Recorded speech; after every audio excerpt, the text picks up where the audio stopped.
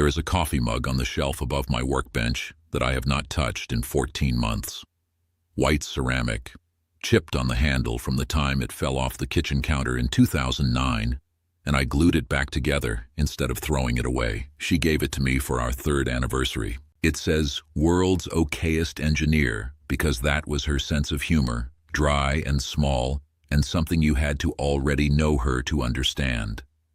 I leave it up there because taking it down feels like a decision I'm not ready to make, and putting it somewhere else feels like lying to myself about what it meant. So it just sits there, above the drill press, in the garage, in the house that is now legally mine alone. My name is Raymond Kowalski. I'm 63 years old.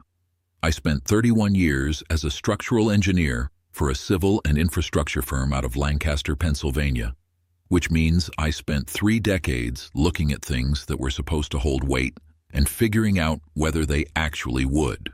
Bridges, retaining walls, load-bearing columns in buildings that had been renovated one too many times.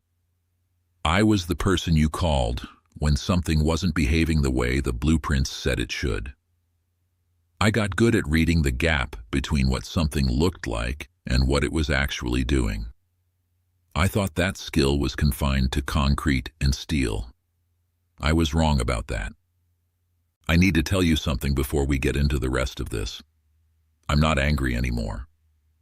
I was, for a while, in a specific and very cold way that I don't fully know how to describe, except to say it felt less like fire and more like standing in a walk-in freezer at 3 in the morning.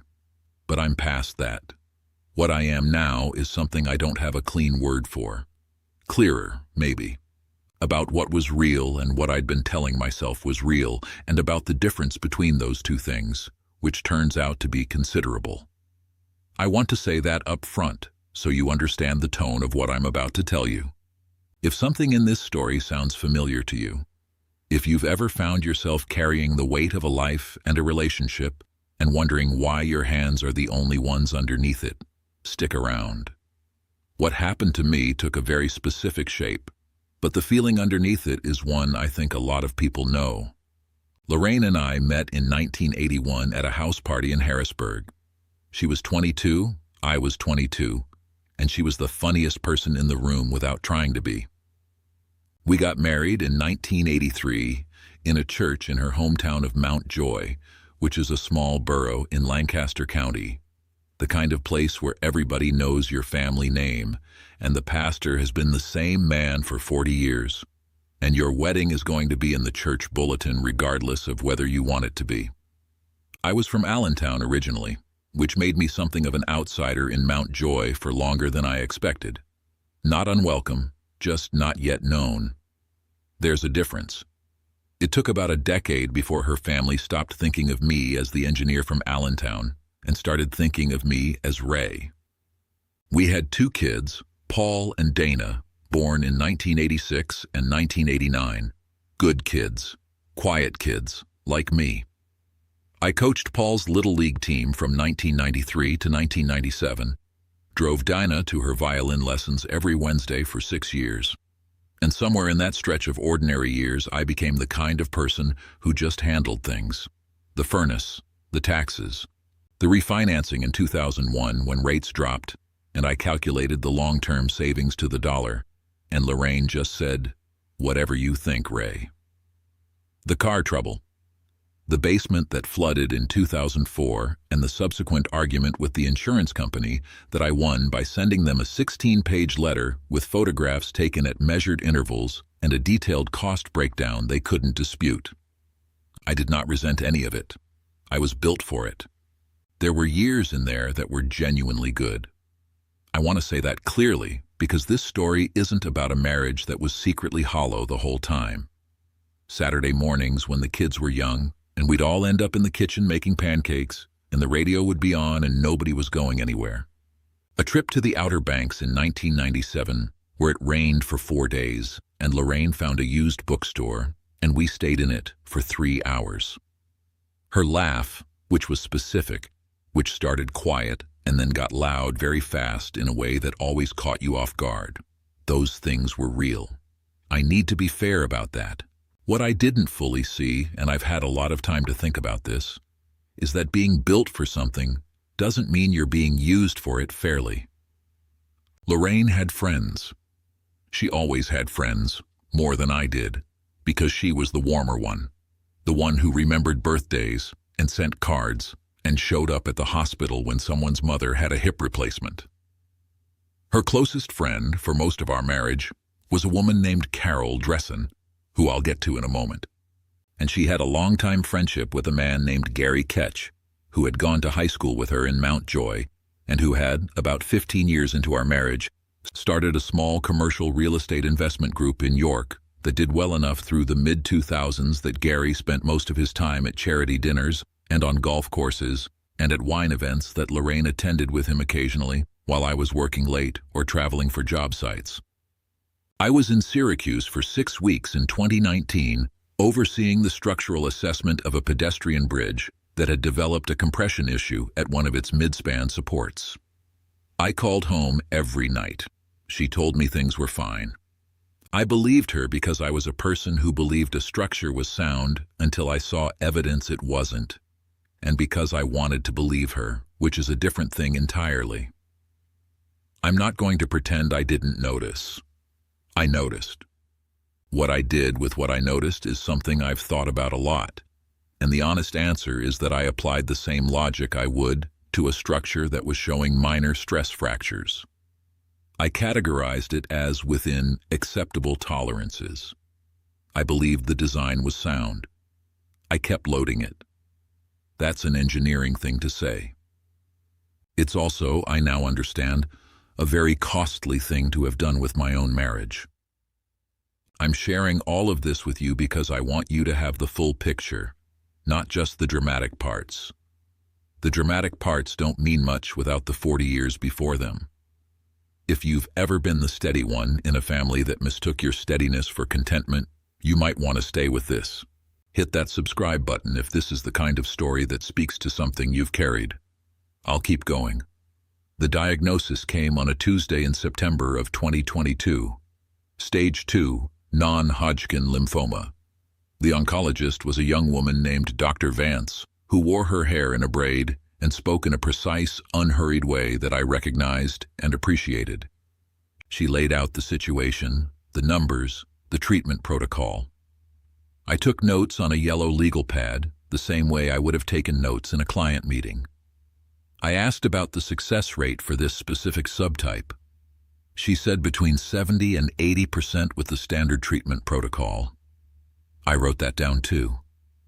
I sat in the car in the parking garage for a while before I drove home. I don't know how long exactly. Long enough that the parking garage got quieter and the light coming through the concrete slats changed angle. Then I drove home. Lorraine was in the kitchen when I got back. She looked at me, and she looked at the legal pad in my hand, and she said, "How bad is it?" I told her. She said very little. She touched my arm once. She went to bed early that night, which I thought was her processing it in her own way, which was how she'd always handled things that scared her. She went quiet, and then she came back. That had always been the pattern. I thought that was what was happening. On Friday, 3 days later, a process server knocked on the front door of 2214 Birch Creek Road, Lancaster, Pennsylvania, and handed me divorce papers. Lorraine had filed them on Monday morning, before the appointment. She had filed them before I was diagnosed, before she knew. That part I didn't find out until later, but I want you to understand the sequence. She had already set this in motion before she knew anything was wrong with me. The papers I was handed Friday afternoon had been filed on Monday morning, more than 24 hours before I sat in Dr. Vance's office. I stood on my own front porch and looked at the documents, and then I looked at the mailbox at the end of the driveway, which had my name on it in black letters that I'd put there myself in 1999. And then I went inside and sat on the kitchen floor. Not because my legs gave out. I want to be clear about that. My legs were fine. I sat on the floor because the chair felt like too much of a claim. like choosing to be comfortable in a room where I'd just been handed evidence that everything I'd been comfortable about was built on something I hadn't seen. I sat there for a while. The refrigerator made its usual sound. Outside, a neighbor was mowing. Everything was exactly the same as it had been an hour ago, and also, nothing was. After a while, I called Dennis Harbach, who I have known since 1977. Dennis and I grew up on the same block in Allentown. He is the kind of person who does not perform concern. He just stays. I told him what happened, and he was quiet for a moment, and then he said, "Come over." I drove to his house in Lititz, which is about 12 minutes, and I sat at his kitchen table, and he made coffee, and he told me something that made the cancer feel like the smaller problem. He had seen Lorraine and Gary Ketch at a restaurant in York 8 months earlier. Not the first time. He had not told me because Lorraine had called him the week after and asked him not to, and he hadn't known what to do with that, and had held on to it and hated himself for it, and then handed it to me that night in his kitchen like a thing he'd been carrying too long. I am not angry at Dennis for this. He's human. People do things they shouldn't when they're scared of what the truth will cost.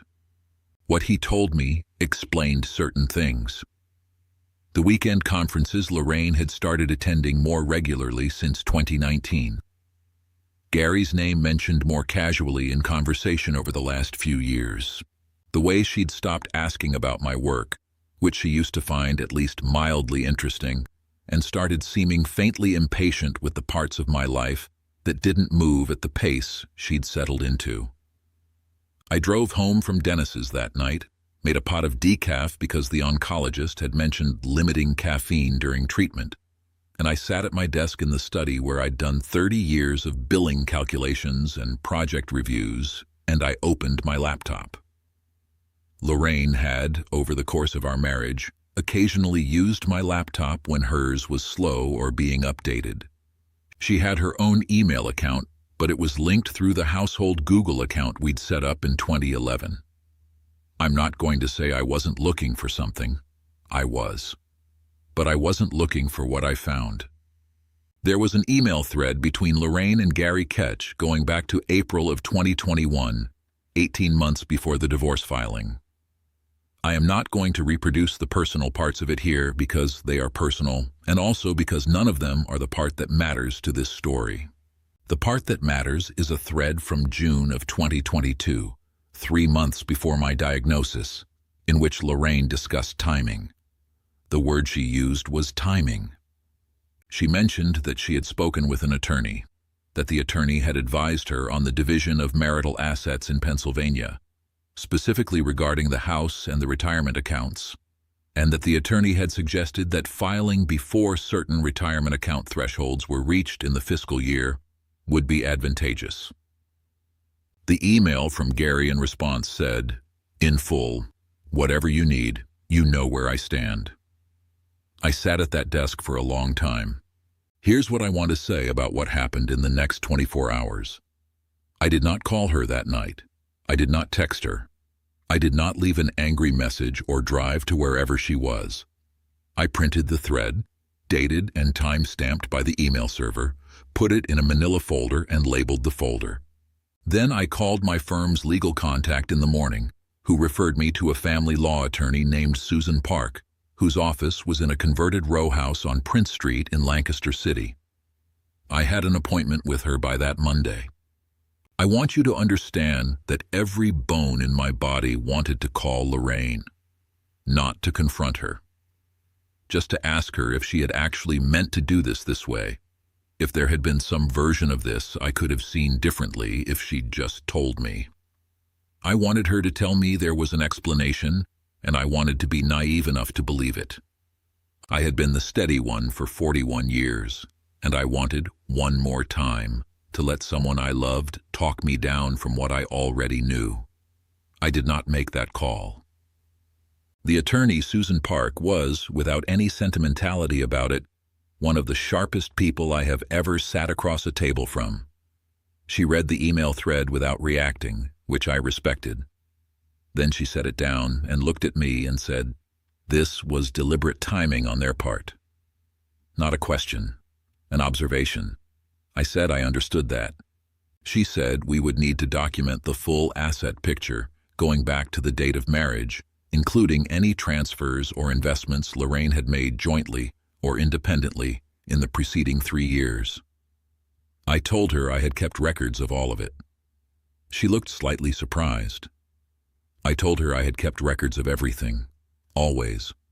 Spreadsheets, account statements, property assessments, every major financial decision we'd made since 1983. It's what I do. A structural engineer doesn't guess at loads. You document, you verify. You don't assume the system will hold just because it held yesterday. She said, "Good, that's very good. There is a thing that happens in Pennsylvania divorce proceedings regarding marital assets, specifically retirement accounts, and the treatment of pre-marital contributions and marital appreciation." Lorraine's attorney, whom I came to know as a voice on the phone over the next several months, had a strategy built around a particular reading of how our joint and individual assets should be categorized. That strategy, it turned out, was built on an incomplete picture. Because Lorraine did not know, and apparently neither did Gary, that in 2014 I had moved a significant portion of my personal investment account, money I had accumulated before we married, into a separate account in my name alone.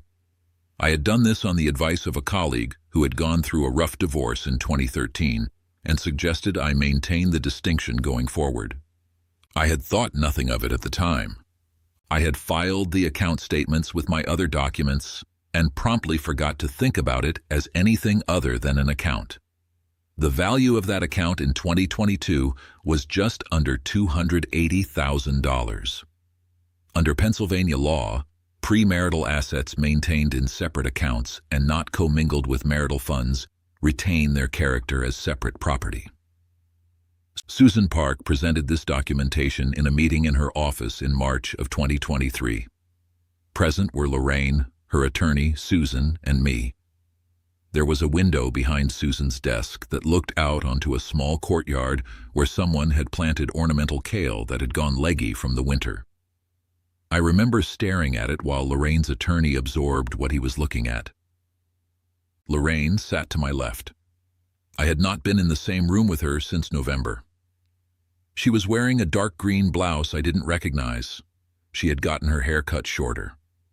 I looked at her once, and she did not look back. The revised asset calculation changed the picture considerably.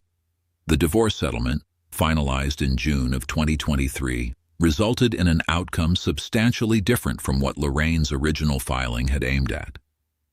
She received her share of the marital equity in the house, which we sold for $412,000. She received a portion of my pension as calculated under the QDRO process. She did not receive any portion of the pre-marital investment account. Her attorney had also made representations early in the process about certain financial arrangements she and Gary had entered into jointly, which she had characterized in a manner that did not fully align with the documentation Susan's office eventually located. That discrepancy became its own matter. I am not going to tell you I felt triumphant in that room. I am telling you that I felt very, very tired. There was no version of this story where I walked out of it whole. I knew that. The account was mine, and I was legally right, and none of that changed what the preceding year had been. There are some things I have to tell you about that year because the cancer and the divorce were happening at the same time, and the story doesn't make sense if I skip it. Chemotherapy started in October of 2022, 6 cycles, 3 weeks apart. The infusion center was on the 3rd floor of a building attached to Lancaster General. The chairs were beige, and there was a television mounted high on the wall that nobody ever agreed on. The nurses learned my name by the 2nd visit. I drove myself to most of the appointments, which the nurses thought was unusual but which felt necessary to me in a way I couldn't fully explain, except that driving was still something I could control, and I wasn't ready to give up the things I could still control. I kept a small notebook in the cup holder to write down anything the nurses told me that I wanted to verify later. I don't know what I expected to find in it that I couldn't trust myself to remember. Old habits. Paul flew in from Denver twice. He is a software project manager now, lives in a neighborhood in Denver that he keeps telling me is up and coming. He sat next to my bed both times he came and talked about everything except what was happening, which was the right call. Dana lived 40 minutes away and came every third week and sat with me in the infusion room and did not try to make it lighter than it was, which was exactly right. Neither of them knew about the emails or the full scope of what was happening with the settlement at that point. I told them the basic facts and nothing more. The colleague I mentioned, the one who had advised me in 2014 to keep the account separate, was a man named Tom Birch, who had been at my firm since 1998. He retired in 2017 to a small property outside of Ephrata, where he keeps a vegetable garden and drives 40 minutes to watch his grandchildren play soccer. He showed up at my house on a Saturday in November with a pot of his wife's chicken and rice soup and a six-pack of ginger ale because he knew chemotherapy made it hard to hold things down, and also because he is the kind of person who shows up, which is not as common as it should be. He sat in my kitchen for 2 hours and didn't ask me to process anything out loud. He watched a Steelers game with me that I barely followed. When he left, he said, "You kept good records your whole career. That habit saved you." He was talking about the investment account. He was also talking about more than that, I think. I held that for a long time after he left. I stood at the kitchen window and looked at the backyard, still covered in November leaves I had not yet gotten to, and I thought, he is right, and that is a strange kind of comfort.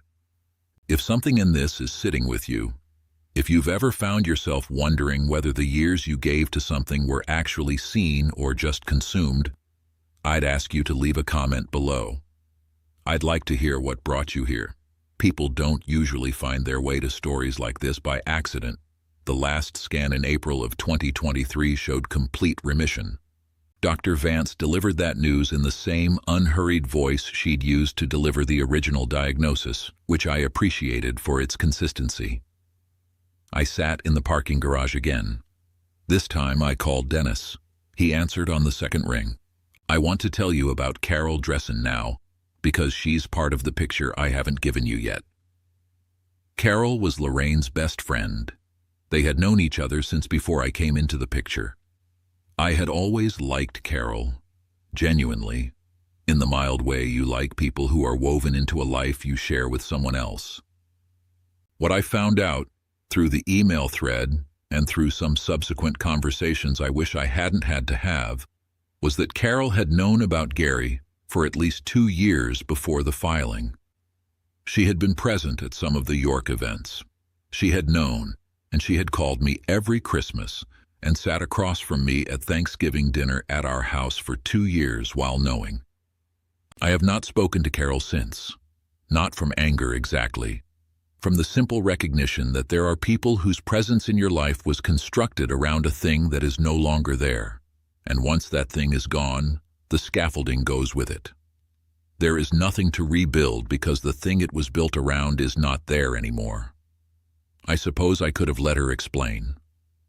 I thought about it for about 3 minutes one morning, and then I went for a walk instead. I sold the house in February of 2024. I am renting a smaller place outside of Lancaster now, a first-floor unit in a converted farmhouse about a half-mile from a good trail that runs along the Conestoga River, which I walk most mornings. The workbench is in the garage, same as always. The drill press came with me. The coffee mug came with me. I am technically retired, but I consult occasionally for the firm on projects that need someone who has seen the kinds of things I've seen. Mostly older structures that people want to renovate and need to understand first. I'm good at knowing what's actually holding something up versus what's just been told it is. My oncologist considers me in stable remission. I have follow-up scans every 6 months. Each one so far has been clean. Paul and Dana know most of the story now, not everything. Some things are between their mother and me and the 4 walls of that marriage, and that is where they will stay. What they know is enough for them to have made their own choices about their relationships with both of their parents, and I am not going to comment on those choices except to say, I respect that they're adults who get to decide. What I know now about my marriage, after 41 years and 12 months of legal proceedings and one completed course of chemotherapy, is this. Lorraine was not a villain.